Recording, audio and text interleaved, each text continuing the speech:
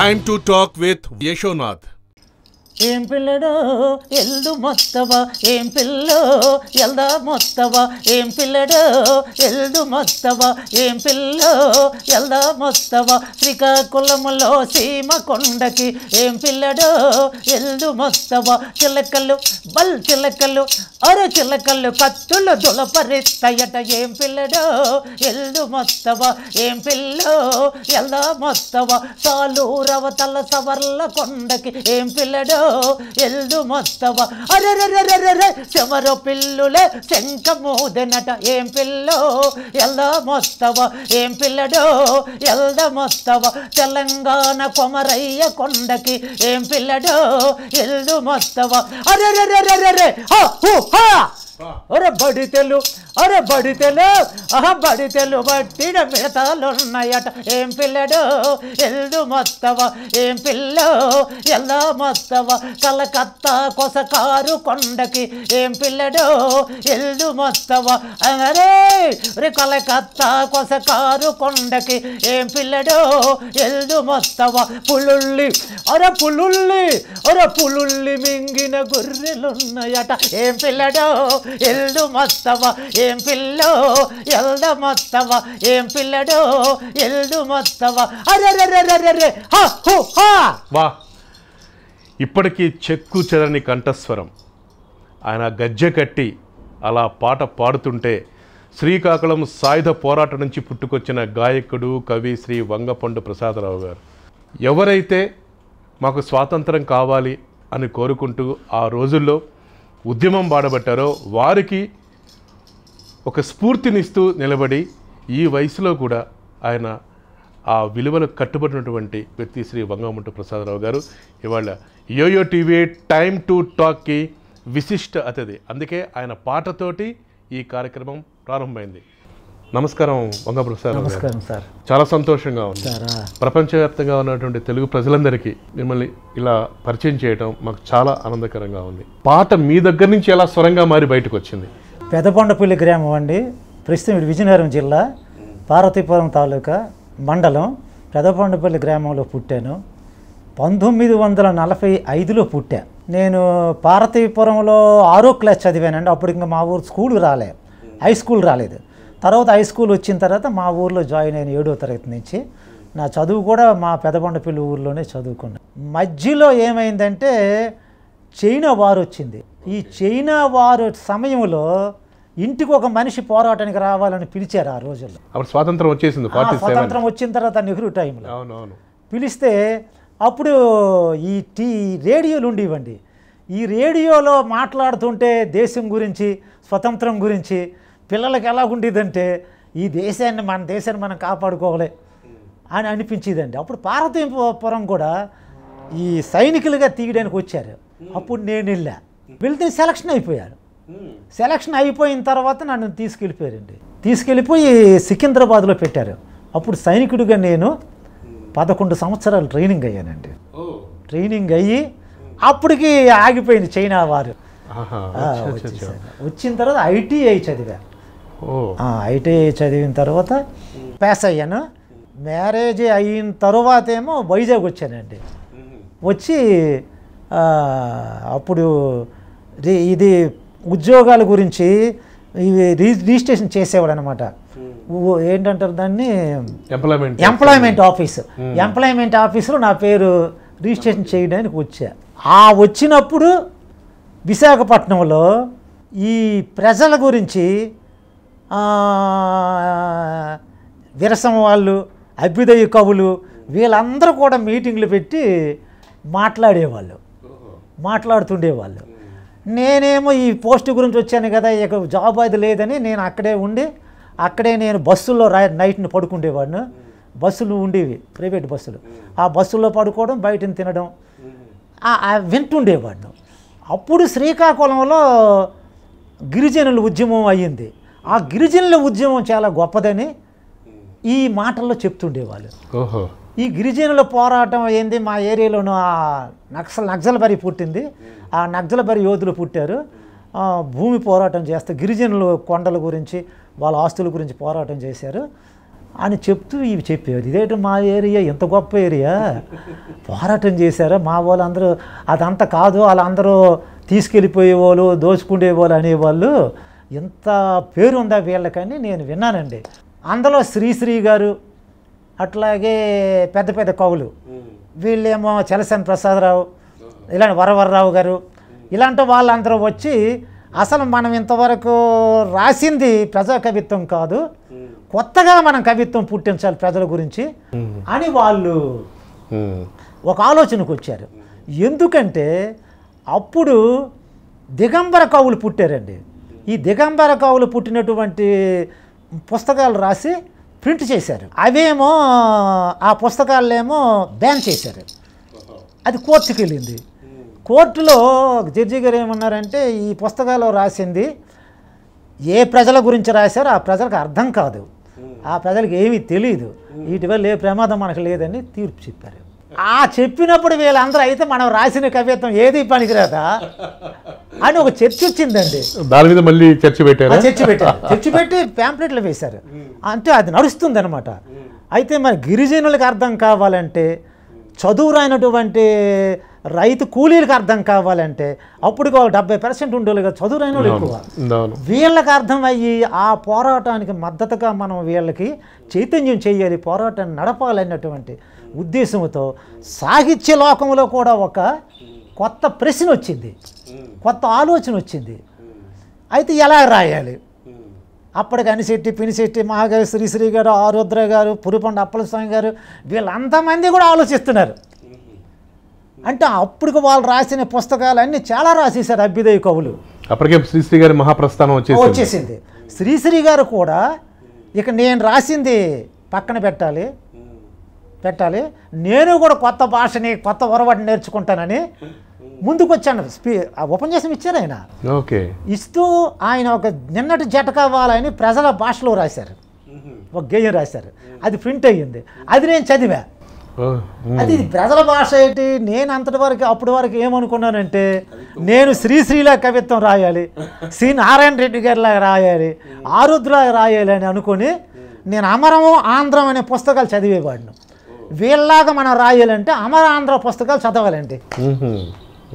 ఈ అమరం ఆంధ్రం పుస్తకం చదివితే మనం ఈ అభ్యుదయ కవిత్వం, ఈ సినిమా పాటలు ఇలాంటివి రాయగలం.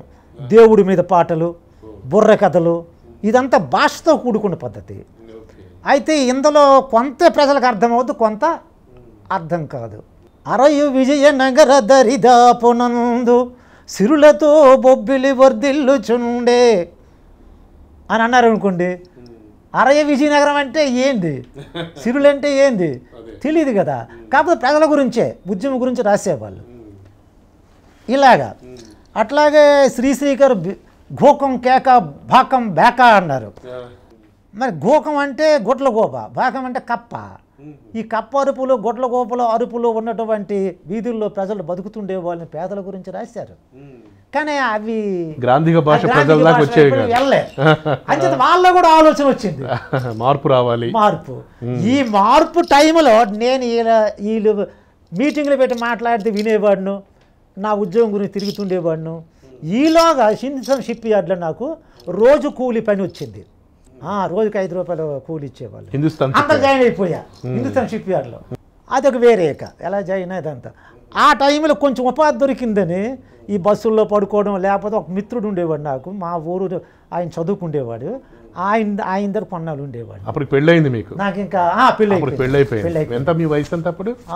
అప్పుడు చిన్న వయసు, నేను 25 సంవత్సరాలు మేజర్ అయ్యారు. 23-24 ఉంటుంది. ఎంత శాలరీ? వేగం పెళ్లిళ్ళు చేస్తారు. అవునవును. హిందుస్థాన్ షిప్ యార్డ్లో ఎంత ఇచ్చేవాళ్ళు? అప్పుడు కూలీ వారపు కూలోడుగా జాయిన్ అయ్యానండి. 50 రూపాయలు ఇలాగ ఇచ్చేవాళ్ళు. 5 రూపాయలు రోజుకి పడేది. నేను లేబర్ పని చేయడంలో తొక్కు తోలు ఎత్తడం, అందులోనే నాకు పోస్ట్ ఇచ్చారు తర్వాత. అట్లా కొన్నాళ్ళు నాకు చెయ్యమని అక్కడ ఒక లీడరు, కమ్యూనిస్ట్ లీడరు నాకు ఆ పోస్ట్ ఇచ్చాడండి, సత్యనారాయణ గారు అని. అది ఇంకా గుర్తుంది. అది ఇవ్వడం నాకు ఏంటైందంటే, వైజాగ్లో ఈ మార్పులు చూసే అదృష్టం నాకు కలిగింది.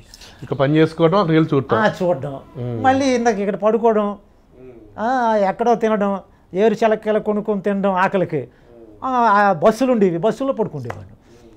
ఈ టైంలో అప్పుడు నేనేం చేశానంటే కూడుగుడ్డ లేని కూలీనాలు అనే పాట రాశా. అట్లాగే ఒక 8 పాటల్లో 9 పాటలు రాసేసా. కానీ ఎలా చూపిస్తాను వీళ్ళకి, వాళ్ళకి తెలియదు, నేను ఎవరు ఆడితే వాళ్ళు ఎవరు నాకు తెలియదు. అయితే హిందుస్థాన్ షిప్ యార్డ్లో 90 డేస్ 90 రోజులు అయిపోయిన తర్వాత నాకు పిట్టర్గా తీశారండి, సెలక్షన్ చేశారు. ఆ టైంలో నాకేమో పాట ఒకటి రాయమని ఆ యూనియన్ వాళ్ళు ఆ రాసిన పాట పాడమని విశాఖపట్నంలో ఒక వ్యాన్ ఇచ్చి పంపించారు. ఆ వ్యాన్లో నేను పాడుతుంటే జగదాంబ సెంటర్లో రాచకొండ విష్ణు శాస్త్రి గారు వచ్చారు. ఈ పాట ఎవరు రాశారన్నారు నా దగ్గరికి వచ్చి.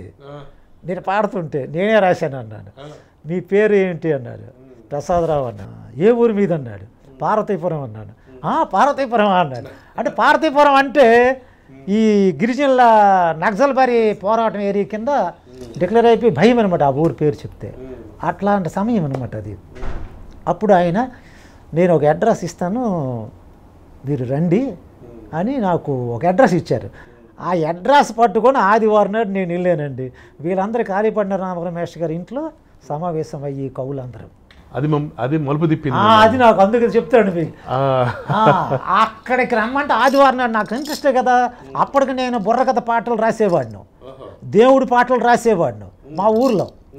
సరదాగా రాస్తుంటే వాళ్ళు నాకు ఏదో ఇడ్లీలు కొని పెట్టడం. నేను అప్పుడు బీడీలు తాగి, మా చిన్నప్పుడు అందరం బీడీలు చుట్టలు తాగుతాం, పల్లెటూరు కదా, అవి కొనిసిస్తే పాటలు చిన్న చిన్న పాటలు రాసేవాడిని. కానీ ఏది రాయాలో ఏం చేయాలని నాకు తెలియదు. ఏది పడితే అది రాసేసేవాడిని. చిన్న చిన్న నాటికలు రాసేస్తుండేవాడిని. పిల్లలు వేస్తుండేవాళ్ళం. అది నా ఇదనమాట. అలా తెరగా వచ్చాను నేను. మీరు జగదాంబ సెంటర్లో పాడిన పాట ఒకసారి వినిపిస్తారా? ఇప్పుడు కూలీనాలి అది పాడారు కదా, అది ఒకసారి పాడతారా ఇప్పుడు? పేరు చెప్పగా మనము దేశానికి మూలము, ఎలాగైతిమమ్మ పేదోళ్ళము మనము, ఎలాగైతిమమ్మ భేదోళ్ళము మనము, ఎలాగైతిమమ్మ భేదోళ్ళము మనము, ఉక్కు ఇనుమును మొక్కలు చేతము మనము, ఉక్కు ఇనుమును మొక్కలు చేతము మనము, ఎత్తిన బరువుల మీద ఏతము అయ్యా. పేరు చెప్పగా మనము దేశానికి మూలము, ఎలా అయితే మమ్మ పేదోళ్ళము అని రాశా. ఈ ఉక్కు ఇనుమిని మొక్కలు చేద్దాం ఇదంతా ఆలకించాడు ఆయన. అంటే ఇది లేదు, అప్పుడు రాలే. అప్పుడు పెద్ద పదాలతో వచ్చేసిద్ది అనమాట కవిత్వం. ఇది విన్నారు రాచకాంత శాస్త్రి గారు. అప్పుడు నేను అక్కడికి వెళ్ళి ఆ మీటింగ్ లోపల ఉన్నారు. నేను తలుపు అన్ని జోలు ఉన్నాయి, లోపల 40 మంది కూర్చున్నారు. అందరూ కూర్చున్నారు. మంచి కవులు భలేగా ఉండేది విశాఖపట్నం ఆ రోజుల్లో. శ్రీశ్రీ లేరా, శ్రీశ్రీ మద్రాసులు ఉండేది. తర్వాత కలిసా, క్రీసీ నా స్టేజ్ మీద కలిసా. వీళ్ళకి తగ్గిటి ఈ పాట నేను వెళ్ళాను. కవులందరూ కూర్చున్నారు. నేను తలుపు గుద్దా, తీశారు. ఎవరు మీరు అని అడిగారు. నాకు తెలియదు కదా, వాళ్ళందరూ అలవాటు పడిపోయారు. ఆ రావి శాస్త్రి గారు చూశారు. సార్ నన్ను పిలిచారు సార్ అన్న. కుర్రోడు నేనే పిలిచాను, కూర్చునేవాడిని. కూర్చున్నారు. అందరూ మాట్లాడిన తర్వాత ఎవరైనా రాశారని కవితలు చదువుతున్నారు. అంతా శ్రీకాకుళం ఉద్యమం మీద, ఆ గిరిజనుల మీద, ఆ భూ పోరాటాల మీద చదువుతున్నారు. గేయ కవితలు వచ్చిన గేయ కవితలే రాసేవాళ్ళు, పాట రూపంలో. అక్కడ కూడా ఏమైనా మాట్లాడారన్నమాట. ఎలాగ మనం రాయకూడదు, మనం ఇప్పుడు ప్రజల జానపదాలు పట్టుకోవాలి, జానపదం భాషను నేర్చుకోవాలి, మనం అసలు మన కవిత్వాన్ని మార్చుకోవాలి అని శాస్త్రి గారు వీళ్ళందరూ స్పీచ్లు ఇచ్చారు. అది కూడా విన్నాను కూర్చొని. ఏంటి ఇలాగ అంటున్నారు, మనసులో బాగా నాటుకుంది, నాకు బాగా నాటుతుంది. నేను చూస్తే అదంట మళ్ళీ కొత్త కవిత్వం అంటున్నారు ఏంటి వీళ్ళు అని అన్నా. సరే అప్పుడు నా జోబులో పెట్టాను కింద ఒక పాట. ఈ పాట పట్టుకుని వచ్చి అందరూ లేచిపోతున్నారు, నేను లేచిపోయా. నేను మరి ఎలా తెచ్చాను ఈ పాట పట్టుకుని. రామారావు మేస్టర్ గారు మా శ్రీకాకుళం జిల్లా ఆయన, కాళీపట్నం రామారావు మేస్టర్. కొంచెం ఆయన పరిచయం అయిపోయారు, మా ఓడు కదా అని. సారు ఈ పాట ఒకటి రాసానండి.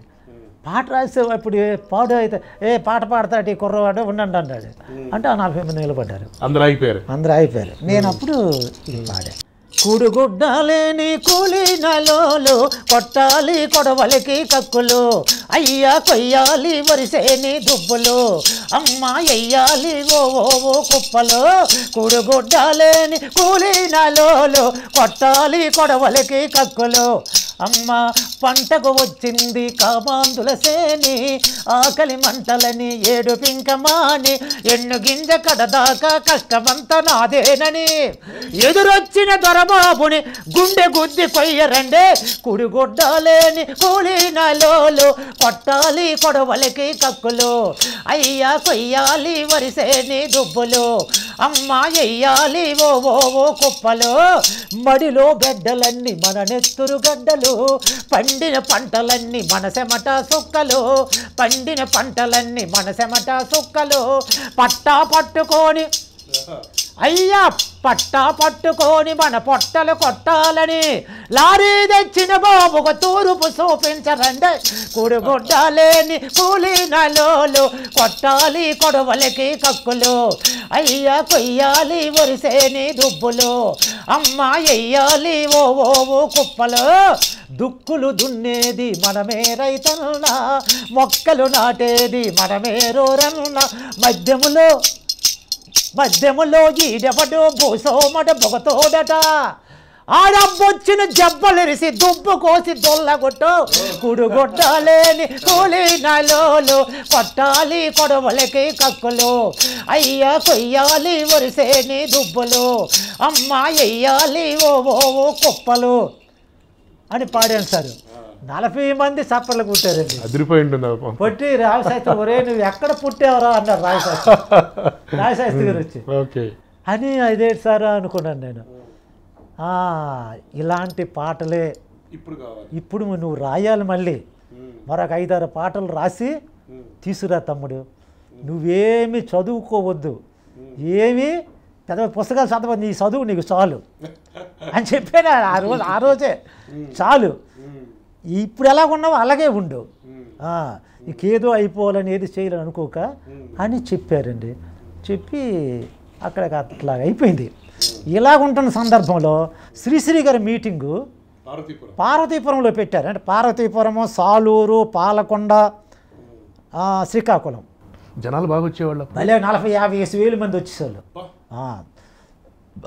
ఈ 4 మీటింగులకి పౌర హక్కుల సంఘం వాళ్ళు పెట్టారు ఫస్ట్ పౌర హక్కులు పెట్టాడు అవును అప్పట్లో వాడికి పెద్ద పర్మిషన్ ఉండేది కదా పోలీసుల నుంచి లేదు ఫ్రీగా ఉండేది పర్మిషన్లు పెట్టడం లేదు ఆ స్వేచ్ఛ ఉండేది కొన్నాళ్ళు స్వేచ్ఛ ఇచ్చారండి ఒక 3-4 సంవత్సరాలు ఈలోగా ఇది పుట్టింది అది ఇది జరిగింది ఆ గ్యాప్ లో ఆక్యుపై చేసింది ఈ గ్యాప్ లో మంచి పాటలు పుట్టడం జన్నాట్య మండలికి పెద్ద ఊపు అయిపోయింది ఈ 4 మీటింగ్లు పెట్టారు ఈ 4 వరుసే సరే శ్రీశ్రీని చూడాలి అందరం చూడలేదు చాలామంది చూడలేదు వైజాగ్ నుంచి వెళ్తారనమాట శ్రీశ్రీ గారు ఈ వైజాగ్లో అప్పుడు నా పాటలు ఆలకించినటువంటి చలసాని ప్రసాదరావు ఆ రమణ గారు పౌరిపండ గారు వీళ్ళందరూ కూడా మమ్మల్ని ఏమో ఆ మీటింగ్కి తీసుకువెళ్ళడానికి నాకు శ్రీశ్రీని పరిచయం చేయడానికి నేను చూస్తానండి శ్రీశ్రీ గారిని అన్న ఆయన పెడితే రావంగపండు అన్నారు ఆయన మంచి స్టార్ హోదా అనుకుంటా అప్పుడు ఆయన ఎలాగున్నాడంటే అప్పుడు నేనేమో కంపెనీకి వెళ్ళి వారికి చెప్పేసి 2 రోజులు నేను రానని చెప్పేసి వచ్చేసి వెళ్ళిపోయాను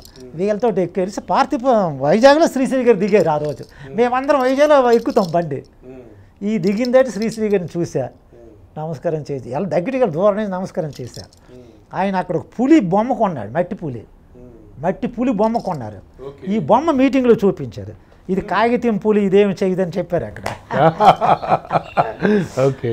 అంటే ల్యాండ్ లార్డ్ అంటే కాగితం పులి ఇలాంటి వాడు అని చెప్పారు అనమాట అది ఉదాహరణ గురించి ఇక్కడే కొన్నారు సరే అందరం ఎక్కిపోయాం వెళ్ళిపోయాం పార్తీపురంలో ఒక లాడ్జీలో ఆయనకి ఇచ్చారు మేము అక్కడెక్కడ తిరుగుతున్నాం మా ఫ్రెండ్స్ తోటి వాళ్ళతో సాయంత్రం మీటింగ్ అయిందండి ఈ మీటింగ్లో నా పాట విన్నారు కదా ఇక్కడి నుంచి వచ్చారు అక్కడికి ఒక 4 పెద్దలు ఇందులో ఉన్న పెద్దలు ఈ పౌర హక్కుల్లో ఉన్నారు వంగపండి ఎలాగైనా స్టేజ్ ఎక్కిద్దాం ప్రసాదరావుని ఎక్కించిద్దాం అని అక్కడ కమిటీకి చెప్పారు ఈ చిన్న కుర్రోడు ఏంటి శ్రీశ్రీ ముందు అన్నారు పాడతాడండి శ్రీశ్రీ గారు కూడా చెప్పండి అన్నారు శ్రీశ్రీ గారు వచ్చి సరే ఎక్కించండి అన్నారు ఆయన అప్పటికి శ్రీశ్రీ గారు మీద 40 మంది గేయాలు రాసి చదివారు 40 మంది కవులు వచ్చారు అక్కడికి అంతా చదువు అంతా అయిపోయింది శ్రీశ్రీ గారు మాట్లాడతారు, మాట్లాడే ముందు నన్ను ఎక్కించారు. ఇంకా అయిపోతుంది, ఆయన మాట్లాడేస్తే సభ అయిపోతుంది, వెళ్ళిపోవడం. ఆయన ఈ కుర్రాడు అన్నారు. అంటే నాకు కిందనే నన్ను పట్టుకొని ఉన్నారు ఒక ఆయన. అప్పుడేమో మీదకు ఎక్కించారు. అప్పుడు కూడా సేమ్ డ్రెస్ అయితే మామూలుగా పాడారా? మామూలుగా అగ్గిపెట్టి మీద కొట్టి పాడానండి. అప్పుడు ఇవేవిలే, ఇంకేం తెలియదు. అయితే నాకు అగ్గిపెట్టి మీద దరువు వేసుకొని పాడుతుండేవాడు వీధుల్లో. ఇంకా సింగిల్ పాటే అగ్గిపెట్టి, లేకపోతే ఏదైనా పిక్కలు ఏమైనా ఉంటే ఆ పిక్కలు 2 పట్టుకుని ఇలా కొట్టేవాడు. ఏదో లై ఉండాలి కదా, లై ఉంటేనే కానీ అవ్వదు. ఇంకా డప్పు గట్ట పెట్టలేదు మేము అప్పటికి. ఇంకా ఎక్కించారు. ఎక్కించడం ఏంటంటే నా సిరి చెమటలు ఎక్కిపోయి అంతా కారిపోతుంది. ఏమండి నాకు భయం వేస్తుందండి, చెమటలు వచ్చేస్తాను ఏమన్నా ఎక్కించుతున్నాడు. పర్వాలేదు అమ్మపండు, భయపడదు, ధైర్యంగా పాడు, నీకు ఇదే ఛాన్స్ అన్నారు. అంటే ఎక్కించి చెమటలు ఎక్కిపోయా. శ్రీశ్రీగా నమస్కారం చేశా. గొంతు కారిపోతుంది, అయినా శ్రీశ్రీ గారు చూసాలుగా ఉన్నారు. నన్ను పంపించారు. నేను ఒక్కడ నిలబడ్డానండి. 2 కుర్రోళ్ళు వంత వచ్చారు. రమణను నాయుడు గారు అని ఇప్పటికీ నాకు గుర్తు. వాళ్ళిద్దరే నా మొదట నాతో పాడిన వాళ్ళు. వాళ్ళిద్దరు వచ్చారు. ఇది కొంచెం ఈ బండిలోనే పాడడం నలిపించా. ఈ పాటని బాగా నలిపా. పాడడానికి నలగొట్టాం బండిలోనే, ట్రైన్లో నలిగింది. పాడా. అది అప్పుడేంటి, భూస్వాములు వచ్చి అల్లరి పెడుతున్నారు కదా గిరిజనుల్ని, దీని మీద రాసేసా. అరే వత్తన్నాడు ఆ భూమిలో ఉన్న భూస్వామి అడుగడుగో అడు చూడు పోలీసుల తోడుతోను వత్తన్నాడు అడుగడుగో అడు చూడు వత్తన్నాడు. ఒరి తినగా మిగిలింది మనం తిండికి ఇమ్మన్నామని, ఒరి ఉండడానికి ఒక్క మేడ సాలును నీకన్నామని, ఉండడానికి ఒక్క మేడ సాలును నీకన్నామని పట్నం పరిగెట్టాడు, సిపాయిల్ని తెచ్చాడు. వత్తన్నాడు ఆ భూములున్న భూస్వామి అడుగడుగో అడు చూడు వత్తన్నాడు. మన జబ్బల కష్టముతోనే గొప్ప గొడుగు వేసుకొని ఒరి బాకీలు సాకీలు నోకెన్నో కూలు కింద కళ్ళములో కుప్పలేసి కడుపు కాల్చి చంపినోడు వత్తన్నాడు. అడుగడుగో అడు చూడు వత్తన్నాడు. ఒరి పట్టండిరి గొడ్డల్లో నక్కులున్న నాగల్లో కొక్కులున్న కొడవళ్ళు తిరగళ్ళు రోకళ్ళు తిప్పి కొట్టండి వత్తన్నాడు. అరే అడుగడుగో అటు చూడు వత్తన్నాడు. ఒరి ఒడ్డు మీద మిట్టలాగా తన్నుకొని సచ్చినట్టు గిరి చూసి ఒరే సొబ్బ కొట్టరు ఒరే ఒడిసి దెబ్బ. ఇన్నాళ్ళు తిన్న తిండి కక్కాలి బొలబొలక్క వత్తన్నాడు ఆ భూములున్న భూస్వామి అడుగడుగో అడు చూడు వత్తన్నాడు అని పాడిన. చాలా పెద్ద పాట అండి, 7 చరణాలు. అది పాడిన సార్. అది పాడేసరికి 40-50 వేల మంది జనం వచ్చారండి. అందరూ వనసమోరని చప్పట్లు కొట్టారు. చప్పట్లు కొట్టి వనసమోరు అన్నారు. మళ్ళీ పాడమన్నారు అనమాట. వనసమోరు అంటే మళ్ళీ పాడాలి ప్రజలందరూ అన్నారు. అప్పుడు శ్రీశ్రీ గారు లేచిపోయారు. ఇంకా అని లేచి నేను కూడా మీలాగే మళ్ళీ పాడమంటామని మళ్ళీ వినాలనిపిస్తుంది నాకు. నేను మీ కవిని కాను, మీ కవి ఇది ఎందుకు ప్రజాకవి, నేను కవులకు కవిను అన్నాడు ఆయన. ఇవి ఎలాగన్నాడు అక్కడ. ఈయన మీ ప్రజాకవి ఇప్పుడు మీ ముందుకు వచ్చేసాడు. మళ్ళీ ఆ పాట మీలాగా నేను పాడమంటున్నాను చెప్పి పాడమన్నారు నన్ను. డిక్లేర్ చేసే ప్రజాకవి అని మీకు బిరుదు ఇచ్చేసి అక్కడ డిక్లేర్ చేశారు. ఈనాడులో వచ్చింది అప్పుడు. ఈనాడు కొత్తగా ఈనాడు పుట్టింది అప్పుడు పత్రిక. మళ్ళీ పాడానండి ఆ పాట ఫుల్గా పాడేసి 2 దెబ్బలు పాడేసిన తర్వాత స్టేజ్ మీద గంటిసేలు సోడా తాగి బిస్కెట్లు తినిపించారు నాకు. అంటే చెమటలు అయిపోయాయి. అలాగా నాకు ఆ అదృష్టం శ్రీశ్రీ గారి ముందు చూడడం, అప్పుడే నేను రాసిన పాట వినిపించడం, పాడడం, ఈ 2 కూడా అక్కడ జరిగాయండి. అప్పుడు మర్నాడు శ్రీశ్రీ గారు లాడ్జీలో ఉంటూ పడుకొని లేచిన తర్వాత ఆ వంగపండు ఎక్కడ ఉన్నాడో తీసుకురండి అన్నాడు. అప్పుడు నేను పిల్లలతోటి కుర్రోళ్ళందరం కలిసి టీలు తాగుతుండి ఆ టౌన్లో తిరుగుతున్నాం. ఒక సెంటర్లో టీలు తాగుతుంటే ఒకరు వచ్చారు, శ్రీశ్రీ గారు పిలుస్తున్నారు నిన్నని. ఓరు నాయన అనుకుని పిల్లలు అందరం పరిగెట్టి వెళ్ళి ఆ గదిలోకి వెళ్తే పడుకొని ఉన్నారు. లేచారు. ఎన్ని పాటలు రాశారు మీరు అని అడిగారు. అప్పుడు 8 పాటలు రాశా. 8 పాటలు వినిపించమన్నారు. ఆయన కూర్చొని 8 పాటలు విన్నారండి. విని ఈ వత్తన్నాడు భూములు ఉన్న పొగతోడు అనే పాటకి అడుగడుగో అటు చూడని ఆయనే రాశాడు. ఆ అక్షరాలు రాశారు. ఒక్క పద, ఆ పై పదం అడుగడుగో అటు చూడు వత్తన్నాడు అను సరిపోతుంది అన్నాడు. అది యాడ్ చేసి కింద మెత్తండి. మీరు రాసింది మార్చలా, ఏమీ మార్చేది, చిన్న యాడ్ చేసి పైన పెట్టి అక్కడి నుంచి స్టార్ట్ చేయమన్నారు. ఓకే ఓకే రాసి ఆ విధంగా ఒక గంట ఉండడం అంటే ఉబ్బి తబ్బిబ్బైపోయారా మీరు? నేను ఏంది నా సంగతి ఒగ్గియండి. నా చుట్టూ ఉన్నోళ్ళు నన్నుక నిన్ను శ్రీశ్రీ పిలిచాడు, నేను శ్రీశ్రీకి గౌరవించారని అలాగేలాగని ఇంత అయిపోయా. అదొక మాయిలాగా అయిపోయింది నాకు. జానపద పాటల్ని ఆ ట్యూన్ అలా పెట్టుకొని మీరు ఈ పాట మీ దానికి ఫిక్స్ చేసి పెట్టి స్టార్ట్ చేశారు. పాట ఉంటుంది కదా, దీనికి మూలం అండి. అదే దీనికి మూలం మా ఊర్లో జాలారు భాగవతం ఉండేదండి. జాలారు భాగవతం పూర్వీకులు భాగవతం అండి. జాలారులు భాగవతం వేస్తారు, రైతులు అంతా చదువు రాని వాళ్ళే. ఇది వరలో వేసేటప్పుడు నేను చూస్తుండేవాడిని, పక్కన నడిచి వెళ్ళేవాడిని. వీధిలో వేస్తుంటారు ప్రతి రాత్రి, ఏదో పండుగ జరిగితే వేస్తుంటారు. ఇది ఎవరు వింటారు ఇది అని అంటే మనం పెద్ద కవి అయిపోవాలనుకున్నాం. ఆ జానపదం ఆ రోజు ఏంటంటే మా అత్తవారు ఊరు వెళ్ళాను, ఆ రోజు అవుతుంది అక్కడ. అప్పుడు నేను బండి మీద కూర్చొని విన్నా వాళ్ళు పాడిన పాటలు. ఒక ఎడ్ల బండి మీద కూర్చొని విని ఫస్ట్ పాట పట్టా. అన్ని పాటలు రకరకాల ట్యూన్స్ ఉంటాయి, అవి జానపదం ట్యూన్స్ అన్నమాట. అవేమో అందులో పేరు చెప్పక మేము జలారి వాళ్ళము, చేప జల్లాలమ్మో కుందము, ములిగి ములగా మార్పులు పట్టుకుందము, తేలి తెల్ల పరిగిలు పట్టుకుందము, ఈరిసి పరిగిలు పట్టుకుందము, జాతి చెప్పగా మేము జలారి వాళ్ళము, చేప జల్లాలమ్మో కుందము అని అన్నారే. స్టార్ట్ చేశారండి. ఓకే. అప్పుడు పేరు చెప్పగా మేము నేను ఇంటికి వచ్చి శివుడు నాకు రావాలి, ఇంకా నేను గాయకుడిని అవ్వలే అని చెప్పి నారే నారే నారే నారే నారే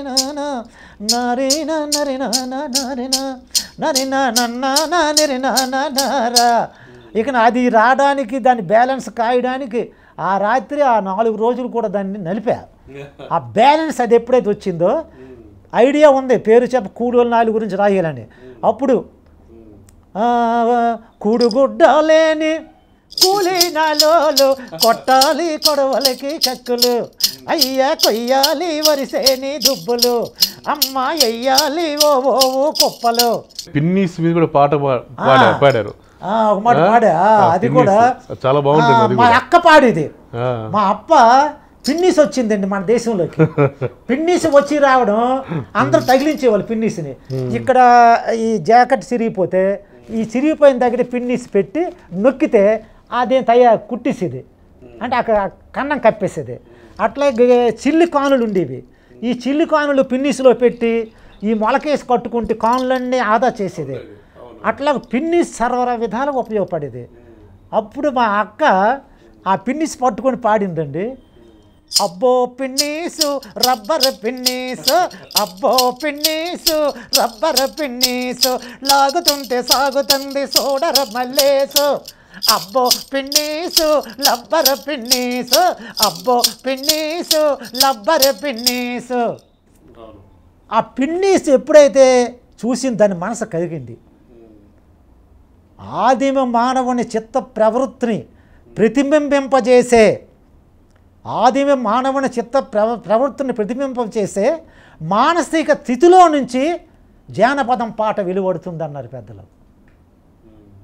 ఆ మానసిక స్థితి చదువు రాని మనసు నుంచే ఉంటుంది. దాన్ని ఎప్పుడైతే చూసిందో ఆశ్చర్యపోయిందో దాని మానసిక స్థితిలోనూ ఒక మనస్థితిలో ఉండాలి. అది ఒక ముచ్చట పడ్డాదో ఆ ముచ్చట మీద పాట కట్టింది. అంటే అది ఒక కాలం ఉండేదండి. ఎప్పుడు చిన్న మాటలు లేవండి, పాటల్లాగానే మాట్లాడేవాళ్ళు. అంటే మా అమ్మ నన్ను పిలిచేది, ఓరు ప్రసాదు ఎక్కడున్నావురో రా రా రా రా రా అనేది. అంటే రమ్మని పిలవడానికి అని బగ్గి విడిచిపెట్టేస్తారు ఇప్పుడు, కానీ రాగం తీసి పిలుస్తుండేది మా అమ్మ. ఆ కేక వేసి పిలిచేది. అంటే చీకట్లో ఎక్కడ ఉంటాం కదా, లైట్లు లేవు మా ఊరికి, అప్పుడు ఏ ఊరికి లేవు. అట్లాగా ఆ లయబద్ధమైన మాటల్లోనే రాగం ఉంటుందండి దేనికి, జానపదానికి. అంతే ఆ లయబద్ధమైనటువంటి మాటలు ఉంటాయి. అమ్మ మీ నాయుడు వెళ్ళిపోచ్చాడా అని అడిగేది అనమాట ఒక అమ్మ. వచ్చాడమ్మా. నాయుడు లెంకమ్మ నాయుడు ఎక్కడికి వెళ్ళాడే అని అడిగేది. అది చూసి నాయుడు ఎక్కడికి వెళ్ళాడే, నాయుడు లెంకమ్మ నాయుడు ఎక్కడికి వెళ్ళాడే, ఇప్పలొలసి వెళ్ళాడు ఇప్పుడే వచ్చాడు, తలపగ తీశాడు తలుపు మీదేశాడు, గోసిగుడ్డ తీశాడు గోడ మీదేశాడు, గబ గబ వెళ్ళాడు జిబ్బులోను అట్టు మొక్క దొబ్బి తిన్నాడు అని చేసాడట పని. వచ్చాడు, అట్టు తిన్నాడు, భోజనం చేశాడు, కూర్చున్నాడు అని చెప్పింది మాటల్లోనే ఆ రాగంలో చెప్పేస్తుంది. అవన్నీ పట్టేసుకునేవాళ్ళు. అవన్నీ గుర్తున్నాయి. అవి గుర్తుండబట్టి ఇందులో రాయగలిగానండి నేను. అంటే ఆ శైలి అనమాట, మనది కొత్త శైలి వచ్చింది. ఆ కొత్త శైలిగా మనకు లేకపోతే నాలాంటి వాడిని అక్కడ వేయరు కదండి నా కుర్చీ. మరి మీకు వంగపండు అని ఆ పేరు ఎలా వచ్చింది మీకు? అంటే మా ఇంటి పేరు వంగపండు అండి. ఇంటి పేరు? ఇంటి పేరు వంగపండు. మా తాత పేరు వంగపండు అప్పన్న, మా నాన్న పేరు వంగపండు జగన్నాథ్, నా పేరు వంగపండు ప్రసాదరావు. అది బాగుంది వింటానికి కూడా, వంగపండు చక్కగా వింటానికి. ఆ పేరు కూడా నాకు పెద్ద ప్లస్ అయింది. వస్తుంది కదా వంగపండు. అయితే ఉత్తరాంధ్ర ఉద్యమం దాని కూడా మీరు పాట రాశారు. మీరు ఉత్తరాంధ్ర బతుకు మీద కూడా పాట రాశారు. వినండి నాయన కనండి తల్లి అని కొంచెం బాగా రాశానండి. వినండి నాయన కనండి తండ్రి కష్టాల బతుకు మన ఉత్తరాంధ్ర బతుకు, వినండి నాయన కనండి తండ్రి కష్టాల బతుకు మన ఉత్తరాంధ్ర బతుకు. అయ్యా ఉప్పు సముద్రం చుట్టూ ఉండి ఉప్పు లేని బతుకు మన ఉత్తరాంధ్ర బతుకు. అరే ఉప్పు సముద్రం చుట్టూ ఉండి ఉప్పు లేని బతుకు మన ఉత్తరాంధ్ర బతుకు. అరే గంధపు చెక్కల వనాలు ఉండి గతి లేని బతుకు మన ఉత్తరాంధ్ర బతుకు. అరే గంధపు చెక్కల వనాలు ఉండి గతి లేని బతుకు మన ఉత్తరాంధ్ర బతుకు. ఒరే నాగావళి నదులుండి మనకి నాటు లేని బతుకు మన ఉత్తరాంధ్ర బతుకు. అరే నాగావళి నదులుండి మనకి నాటు లేని బతుకు మన ఉత్తరాంధ్ర బతుకు. ఒరే మూరడ ఇల్లు, ఒరే మూరడ ఇల్లు బారడ కర్ర గతి లేని బతుకు మన ఉత్తరాంధ్ర బతుకు. అరే ఇనండి నాయన కనండి తండ్రి కష్టాల బతుకు మన ఉత్తరాంధ్ర బతుకు. సరే ఆ తర్వాత బి నరసింహరావు గారు గద్దర్ గారు నేను ఏర్పాటయ్యి జననాట్య మండలి అంటే ఒక అనౌన్స్మెంట్. ఇంక అనౌన్స్మెంట్ అనౌన్స్మెంట్ అయిన తర్వాత అనౌన్స్మెంట్ కాకముందు నేను 15-16 పాటలు రాశానండి. అవును, ఓడ మీద కూడా రాశారు. ఓడ మీద అయిపోయింది, చదువులేని పనికి వచ్చేసాయి. అయితే సిక్కుల యుద్ధం మీరు అడిగారు కాబట్టి సిక్కుల యుద్ధం అనేది ఏమైందంటే పాటలే కాదు, మనం రూపకాల్లోకి వెళ్ళాలి, దృశ్య రూపకాల్లోకి వెళ్ళాలి అన్నారు. అంటే రూపకం అనేసి అప్పుడు మేమే జననాట్య మండలి పెట్టాక జననాట్య మండలి వాళ్ళు ఎవరి పాట పాడకూడదు, సినిమా పాటలు పాడకూడదు, ఇంకా ఆ బాణీలు ఉపయోగించకూడదు, దైవిక పాటలోనే ఆ బాణీలు వద్దు, ఈ బాగోతాలు అంటే పెద్ద బాగోతాలు బాణీలు ఉంటాయి, తాళం లైలు ఉంటాయి, అవి మనం క్యాచ్ చేయలేం, మనకు మనమే పుట్టించుకోవాలి. మనం రాసిన పాట పత్రికలకు వెళ్ళకూడదు. ఎంత ఆన్సర్లు పెట్టుకున్నాం, అది తప్పు రైటో కానీ ఒక విధంగా కొంత ఇది జరిగింది, నష్టం జరిగింది దానివల్ల. ఎలా నష్టం జరిగింది అంటారు? అంటే కొన్ని వెళ్ళవలసిన మార్గం నుంచి వెళ్ళలే, జనాలు ఎప్పుడైతే వెళ్ళలేదో జనం మనకులోకి రావట్లేదు. అంటే ఒక కండిషన్లోకి వెళ్ళిపోయాను నేను. అంతకుముందు బాగా వచ్చేసేవాళ్ళు, అప్పటికి నేను చాలా రాశానులేండి. అయితే మీ పాటలు కూడా బ్రేక్ పడిపోయింది అప్పుడు? అంటే ఆ తర్వాత నేను బ్రేక్ వేసుకోలేదండి. మీరు బయటకు వచ్చేసారా? నేను జాగ్రత్తగా ఉండేవాడిని, ఉండి నేను ఎప్పుడు ప్రజాహితం జాగ్రత్త రాసేవాడిని. పాట కాకుండా దృశ్యం కావాలి. దృశ్యం అంటే మరి ఎలాగా? అప్పటికి కూడా అప్పుడు నాజర్ గారు ఉన్నారు, ముసలైపోయారు. నాజర్ గారి దగ్గరికి వెళ్దామని అనుకున్నాం. నాకు ఇంట్రెస్ట్. ఆయన దగ్గర నేర్చుకుంటే బాగుంటుంది కదా, పెద్ద కళాకారుని అవుతానని. అయితే అప్పుడు మా శరచంద్ర ప్రసాదరావు గారు, నేను, పతంజలి కూడా వచ్చారు నాతో. పతంజలి ఉన్నారు రైటరు. అసలు అప్పుడు ఎవరెవరు ఉన్నారు మీ అందరూ ఒకసారి పేర్లు చెప్తారా? కాళీపట్నం రామారావు గారు, పతంజలి గారు, కాళీపట్నం రామారావు గారు, రావి శాస్త్రి గారు, తర్వాత రాచకొండ విశ్వనాథ శాస్త్రి, పురిపండి అప్పలస్వామి గారు, చలసాని ప్రసాదరావు గారు, కృష్ణయ్యమ్మ గారు, చలం గారు ఉన్నారు మీరు ఉన్నప్పుడు? చలం ఉండేవాడు, అప్పుడప్పుడు టచ్ ఇచ్చి. విశ్వనాథ సత్యనారాయణ గారు అప్పుడు మీరు ఉన్నప్పుడు లేరు? లేరు అప్పుడు. 1000 పడగలు రాసిన అది లేరు, అప్పుడు లేరు. కొన్ని ఆరుద్ర, పినిశెట్టి వీళ్ళందరూ ఉన్నారా? ఆరుద్ర ఈ సైడ్ ఉండేవాళ్ళు, ఎప్పుడు వస్తే చూసేవాడిని. అట్లా వైజాగ్లో లేరు వాళ్ళు. వైజాగ్ వీళ్ళంతా వైజాగ్లో ఉండేవాళ్ళు. వాళ్ళ దృష్టి కూడా వెళ్ళారా మీరు? వెళ్ళాను, వాళ్ళ మీటింగ్లో పాడా. కృష్ణశాస్త్రి మీ దగ్గర పాడా, దేవులపల్లి ముందు పాడా, యంత్రంపేట పాడా. ఆయన బొప్పాయి మూగి అప్పుడు మాట్లాడలేడు, గొంతు పోయింది. చాలా గొప్ప పాట రాశారు మీరు. యంత్రానికి ఇటువంటి పాట మించలేదు దేశంలో అని రాశారు. నాకు రాశారు, కాగితం మీద రాసి ఇచ్చారు. ఇదే ముగ్ధుడైపోయాడు. అది జరిగింది. ఇలాగా ఇక్కడ ఎక్కడికి వెళ్ళే ఇలా విజయాలే. మరి దాని మీద ఎవరు మీ మీద అసూయ పుట్టలేదా? మీ సమకాలంలో పక్కన వాళ్ళు ఏంది ఇట్లా దిగిపోతున్నారు? నా ముందు నిలబడితే కదా, నిలబడే శక్తి ఉంటే పుడతాది. ఆ రోజుల్లో నిలబడి పక్కన ఉండే ప్రసక్తి లేదు. ఉంటే మరి రా పట్టుకోండి కాగితం, నువ్వు నిలబడితే ఉంటది. పరీక్ష జనమే పరీక్ష అయిపోతుంది. ఓకే, పరీక్ష మన జడ్జిలు జనాలేనండి. గద్దర్ కూడా అంత ఫాలోయింగ్ ఉంది. గద్దర్ అన్నకు కూడా అంత ఫాలోయింగ్ అయింది. ఇద్దరు పోటీనా? మా ఇద్దరం పోటీగా. అంటే గద్దర్ గారు ఒక పాట రాసి తీసుకొస్తే మీటింగ్కి, నేను ఒక పాట పట్టుకొని వచ్చేవాడిను. గద్దరికి కరెక్ట్గా సరిజోడిగా నేను కుదిరేవాడిను, నాకు సరిజోడిగా ఆయన కుదిరేవాడు. వీళ్ళిద్దరూ వచ్చారంటే రెండు కొత్త పాటలు వచ్చేసేవి. ఈ 2 పాటలు ఇద్దరం పాడితే కొత్తగా. ఆయనది తెలంగాణ స్టైలు, తెలంగాణ ఫోక్, తెలంగాణ నడవడిక నాట్యం. నాది శ్రీకాకుళం, ఉత్తరాంధ్ర మాది పాముల్లాగా మేమంతా స్పీడ్ అనమాట. మెరుపులు మెరిసినట్టుగా మా పాటలు ఉంటాయి. కానీ డ్రెస్ ఒకటే, మళ్ళీ అనుకున్నాం ఒకటే వేద్దాం. ఇది మేము పుట్టించిందే, జన్నాట్య మండలం పెట్టిందే. మా బావ నేను ఈ చద్ర వేసుకుందాం అంటే, మన వల్ల డబ్బు ఖర్చు పెట్టుకోకూడదు జనం. మన వేష భాషలకి డబ్బు అడగకూడదు, అడిగి ఆ మేకప్లు చేసుకోకూడదు. మన మేకప్ మనమే, అంటే మన పసుపు, మన మసి, మన ఇది, మన రంగు, ఇవే ఉండాలి. కొనకూడదు, మనం ప్రజలకు బాధ పెట్టకూడదు. ఆయన బాగా ఎంకరేజ్ చేశారు, మీతో బాగా కలిగి ఉండేవాళ్ళ? ఇద్దరం 500 ప్రోగ్రాలు ఇచ్చుంటాం కలిసి ఒకేసారి పాడుతుండేవాళ్ళు. ఇద్దరం కలిసి భారతదేశంలో ఇచ్చాం. కలిసి పాడిన పాట ఏదైనా ఒకటి ఉన్నదా? ఇద్దరు మా ఇద్దరం అన్ని పాడతాం, అన్ని కలిసే. ఇప్పుడు నా పాటలని గద్దరు పాడుతాడు నేను, అందుకని కలిసానండి అన్ని. అట్లా నడిపించాం ఒక 10 సంవత్సరాలు అంతే. ఆ తర్వాత ఇప్పటికీ అంత సత్సంబంధాలు ఉన్నాయా? నాకు తెలిసి ఏదో మీ ఇద్దరు ఏదో బావా అని చెప్పి అనుకుంటారు, కానీ ఏదో కలిసి ప్రయాణం చేయడం, ఉద్యమానికి కలిసి ఇద్దరం కష్టపడడం ఒకటేనండి. మా ఇద్దరికి ఆ తేడా లేదు. కానీ ఎందుకు కొంచెం మధ్య అలా పొరపచ్చాలు వచ్చినాయి, మనస్పర్ధలు వచ్చినాయి, మీడియాలో రావటం, మీ చుట్టూ ఉన్న సన్నిహితులు అనుకోవటం, ఎందుకు ఇది ఎక్కడో మరి వచ్చింది నాకు తెలియదు. అది నాకు మాత్రం సద్భావనే ఉంది ఆయన మీద. ఆయన కూడా అట్లానే ఉందా ఇప్పుడు? రిసీవింగ్ నాతో సద్భావంగా ఉంటాడు, బాగానే ఉంటారు గద్దర్ గారు. వ్యక్తిగా మా ఇద్దరికి ఒక కవులుగా మాత్రం మాకు ఆత్మాభిమానాలు ఉన్నాయండి. అంటే పాటని కాపాడుకోవడంలో ఇద్దరం ఒకటిగా అయ్యాం.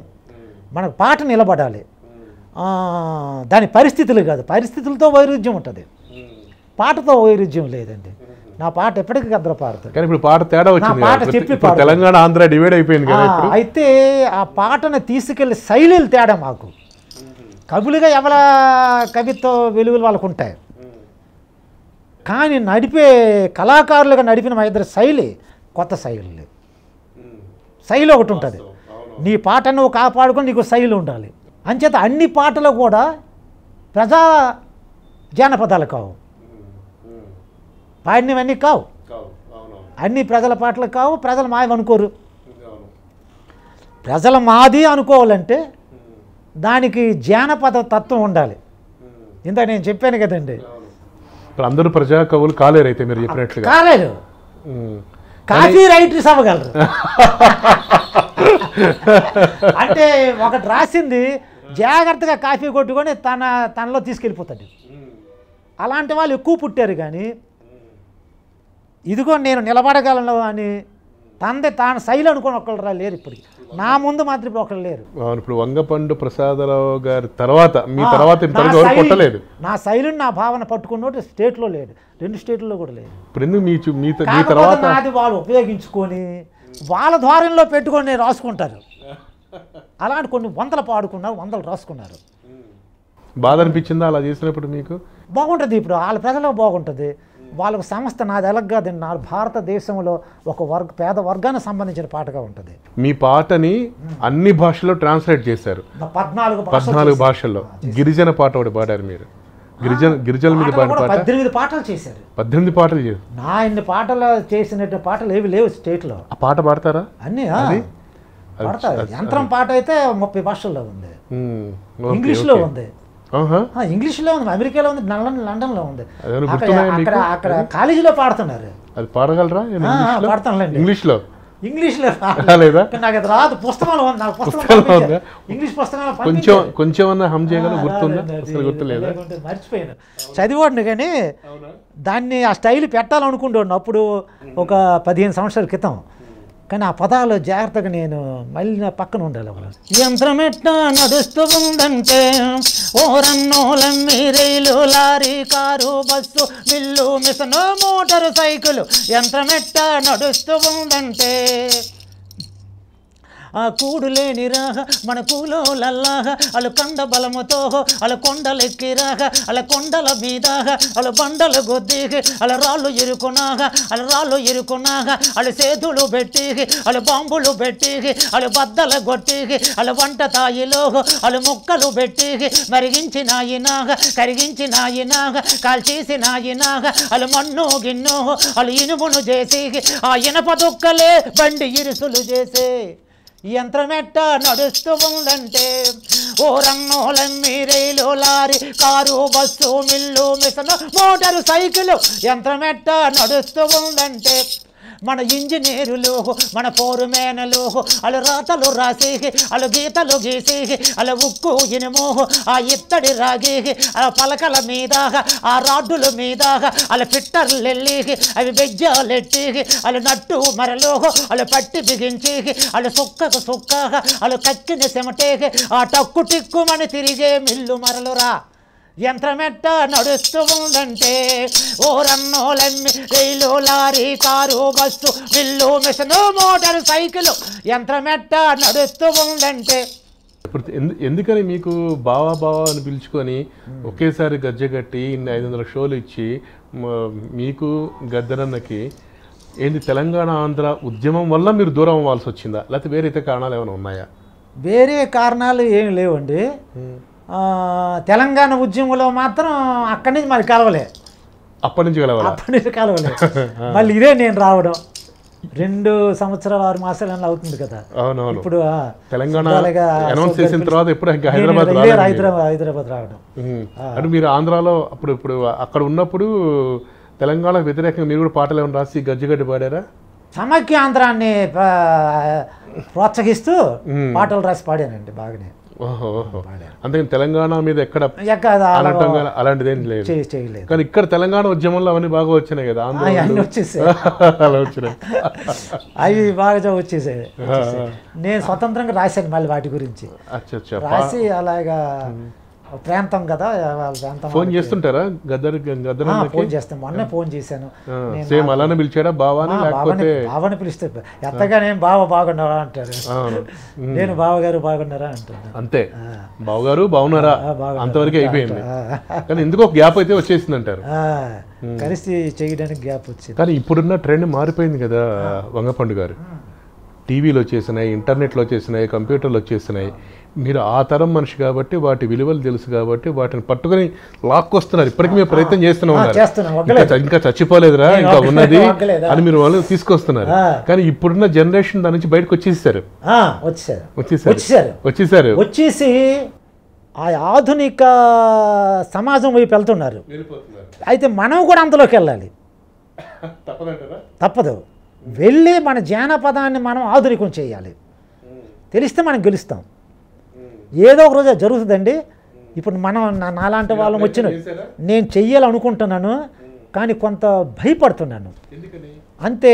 ఇప్పుడు కొన్ని వాస్తవాలు రాయవలసి ఉంటుంది నేను. అవి ఇప్పుడు యూత్కి నచ్చకపో యూత్ బాగా గ్లోబలైజేషన్ చదువు వైపు, గ్లోబలైజేషన్ అందజేస్తున్న ఫ్యాషన్ల వైపు, రీజన్స్ వైపు మాటలు మారిపోయాయి వాళ్ళవి. ఇప్పుడు ట్రైన్లో నాకు చాలా నిజంగా నన్ను ఇప్పుడు ట్రైన్లో నిన్న 10 మంది పలకరించి నేను ఆనందించా. ఈ వయసులో 10 మంది కుర్రవాళ్ళు ఆ జానపదం అంటే మాకు తెలియదండి అన్నారు. బాధపడ్డా. అది మీరు పాడుతూ భలే ఉంటుంది, మీరు పాడుతుంటే మాకు వినాలనిపిస్తుందండి, చూడాలనిపిస్తుంది.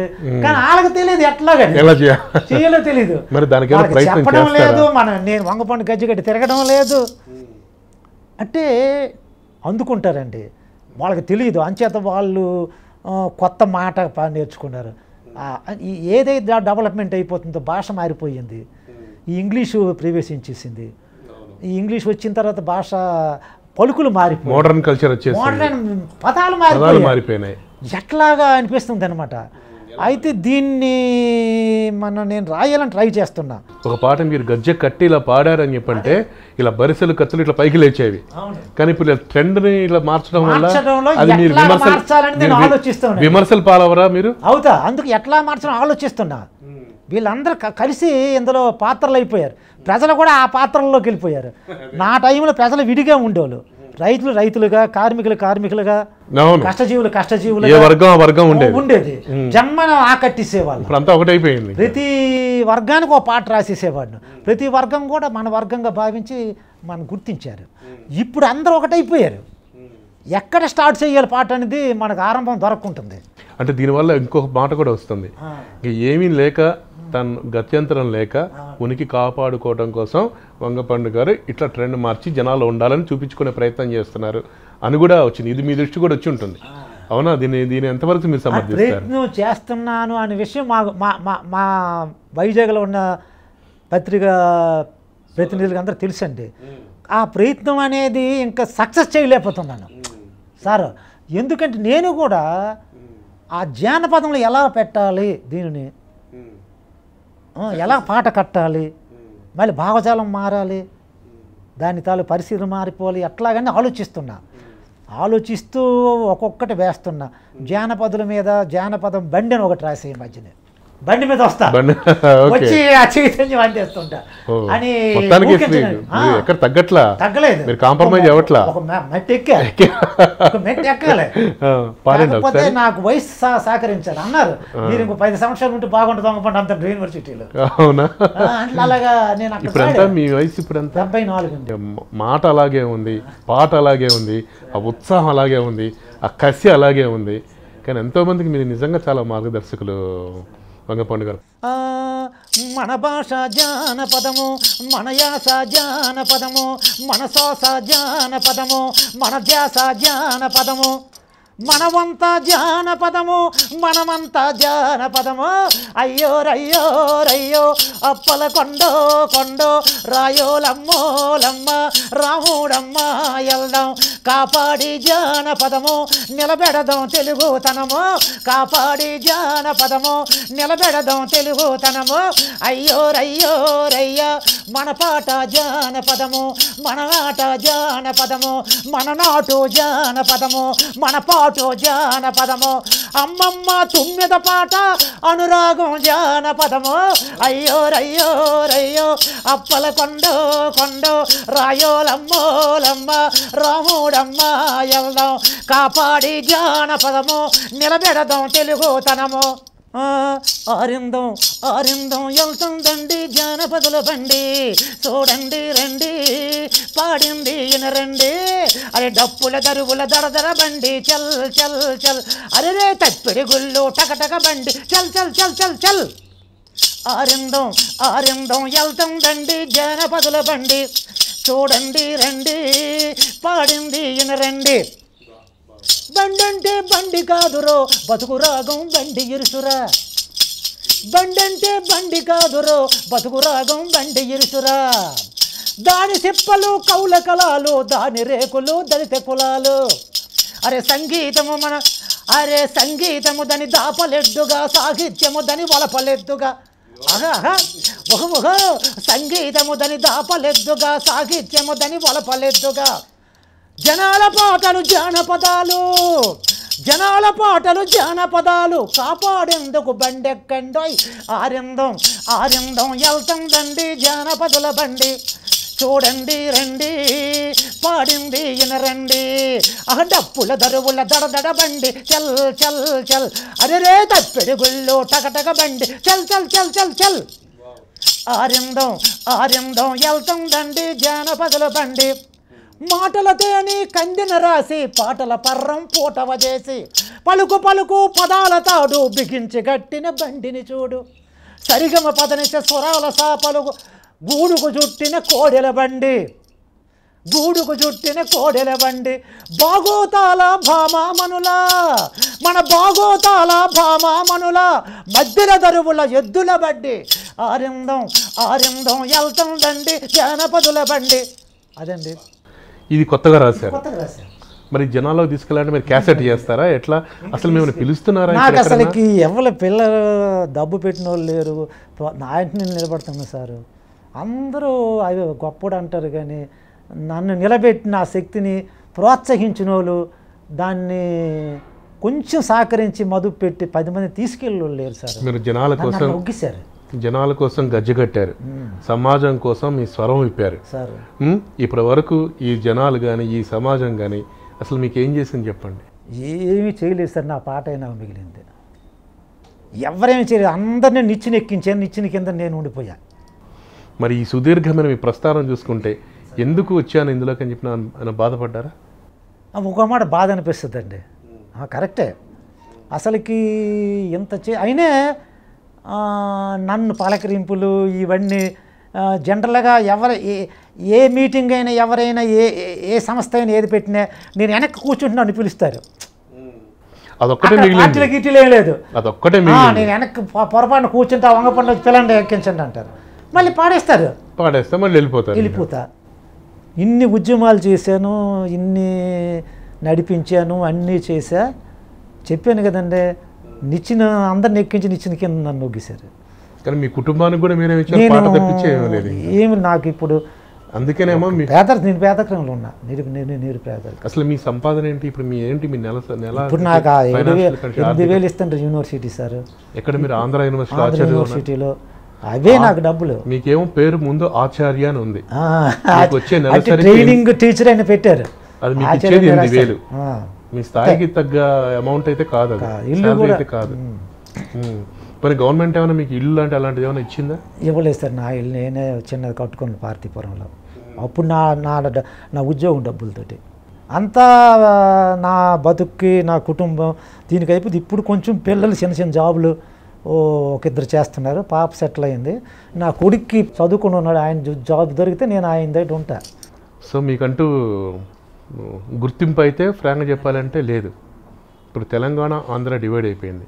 తెలంగాణ కవుల్ని కళాకారుల్ని బాగా చూస్తున్నారటండి, చూసి కేసీఆర్ గారు బాగా వాటిని చూసుకుంటున్నారని నాకు తెలిసింది. మీరు అదే ఆంధ్ర ఉద్యమం కోసం మీరు గజ్జె కట్టారు.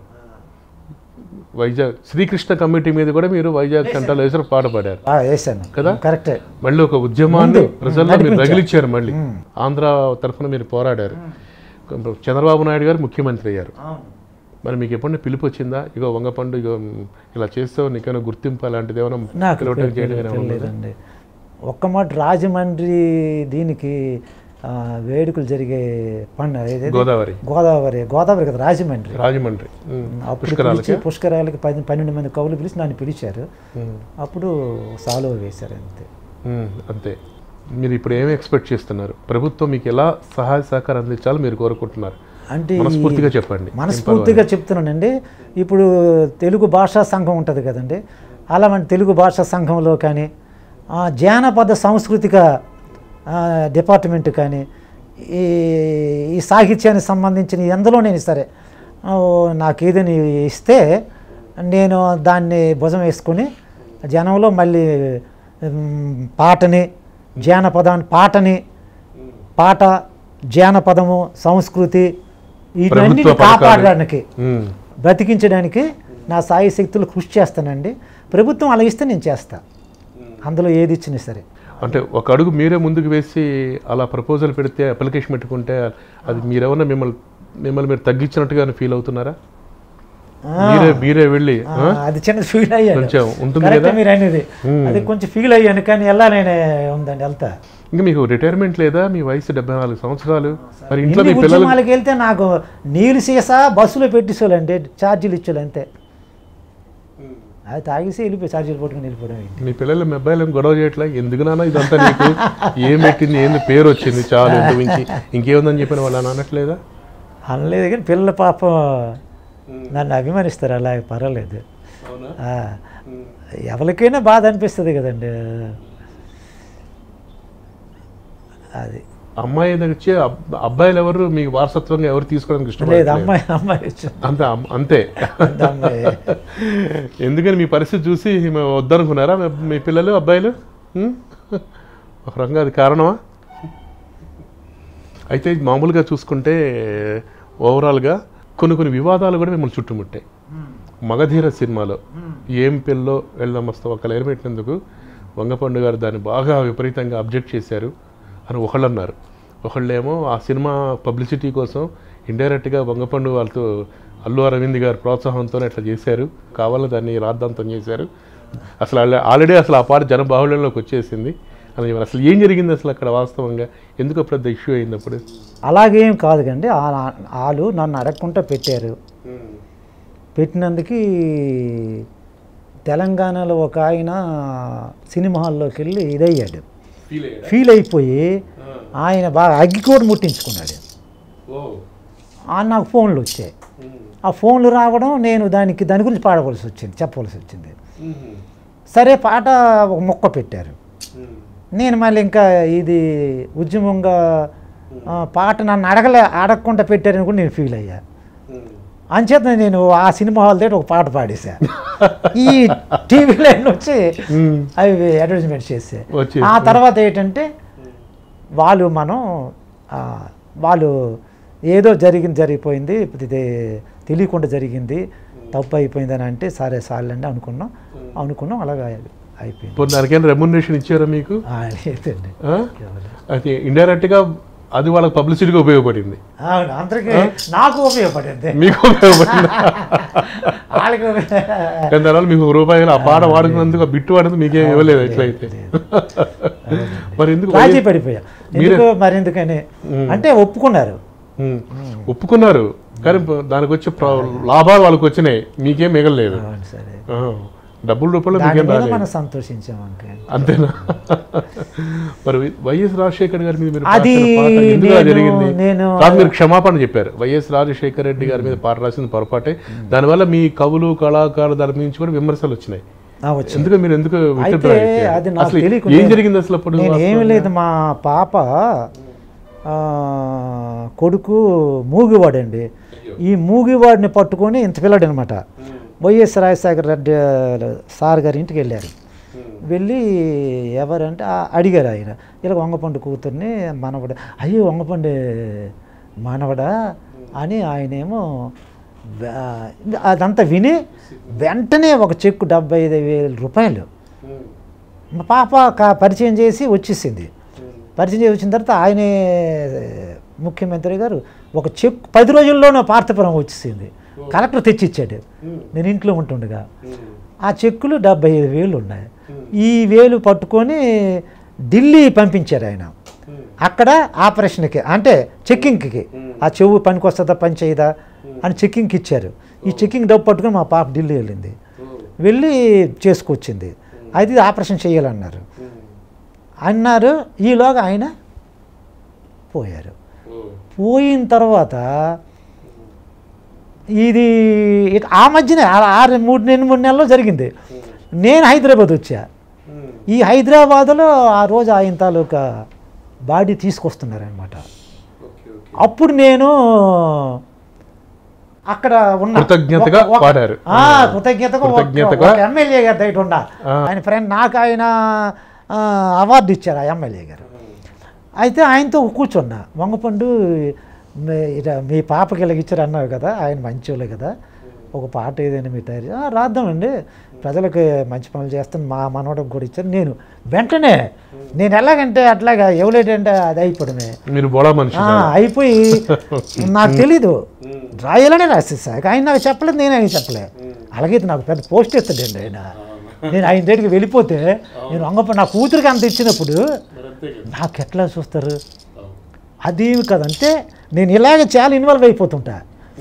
ఇన్వాల్వ్ అయిపోయి రాసేసా, రాయిస్తానికి ఆయన ఏం చేసాడు, టీవీ తీసుకో వాళ్ళ మన సాక్షి టీవీ అంతలో పాడేసా, గోలు అయిపోయి. అప్పుడు నేను అన్నా నేను రాయాలని రాసా, నేను రాయాలనే. ఇది కూడా చెప్పా, ప్రజాకవికి ఆ స్వేచ్ఛ ఉండాలి. నాకు ఆ రోజు ఇష్టం పుట్టింది. ఆయన మంచివాడిగా నా మనవాడికి ఇచ్చాడే మంచివాడు అనుకున్నా. నాకు అన్నం పెట్టినా నేను మంచివాడిని అనుకోవాలి, అన్నం పెట్టినోడిని. ఇప్పుడు అందుకేనా మీ అమ్మాయి కూడా కృతజ్ఞతగా వైఎస్ఆర్ కాంగ్రెస్లో జాయిన్ అయింది? అయితే భర్త భార్య ఇద్దరు ఒకటి అనుకున్నారు. అనుకుని ఆ తర్వాత వెళ్ళారు మా పాప. మళ్ళీ ఆపరేషన్ ఉందిగా, కొడుకు గారి దగ్గరికి వెళ్ళారు. జగన్ గారు వంగపండు పెళ్ళి అనేసరికి వెంటనే ఆపరేషన్ చేయించాడు. 8 లక్షలు అయింది. మా పాప రెడీ వెళ్ళిపోయింది, ఆపరేషన్ అయిపోయిన తర్వాత మాట్లాడుతున్నాడా, మాటలు రాలేదు. కానీ వెంటనే నేను వీళ్ళిద్దరు కృతజ్ఞతగా మా పాపను భర్త వెళ్ళారు. కళాకారులు మండి మేము, అయ్య కళాకారులు మండి మేము, జానపదుల పాట పాడి జనం మధ్య ఆటలాడి, సేరడు బియ్యం లేక సేట పట్టి తిరుగుతున్నా కళాకారులు మండి మేము, అయ్యోరయ్యా మేము కళాకారులు మండి మేము, జానపదుల పాట పాడి జనం మధ్య ఆటలాడి, సేరడు బియ్యం లేక సేట పట్టి తిరుగుతున్న కళాకారుల మండి మేము. స్టేజీ మీద వీరులం, స్టేజీ దిగితే బీరులం, చప్పట్లకు నవ్వులం, ఇక్కట్లకు ఏడుపులం, చప్పట్లకు నవ్వులం, ఇక్కట్లకు ఏడుపులం, బస్సుకు టిక్కెట్లు లేక బయలుదేరే నడకలం కళాకారుల మండి మేము, అయ్యోరయ్యా జానపదుల పాట పాడి జనం మధ్య ఆటలాడి, సేరడు బియ్యం లేక సేట బట్టి తిరుగుతున్న కళాకారుల మండి మేము. అరే రంగు రాత్తే రాజులం, రంగు రాత్తే రాజులం, ఇంటికొస్తే ఈకలం, రంగు రాత్తే రాజులం, ఇంటికొస్తే ఈకలం, ఎలక్షన్ల పాటలం, కలెక్షన్ల ఆటలం, ఓరే ఎలక్షన్లో పాటలం, కలెక్షన్లో ఆటలం, గెలిచిన మంత్రులు వెనక గెంతుతున్న కాకులం కళాకారుల మండి మేము, అయ్యోరయ్య జానపదుల పాట పాడి జనం మధ్య ఆటలాడి, సేరడు బియ్యం లేక సేట పట్టి తిరుగుతున్న కళాకారుల మండి మేము.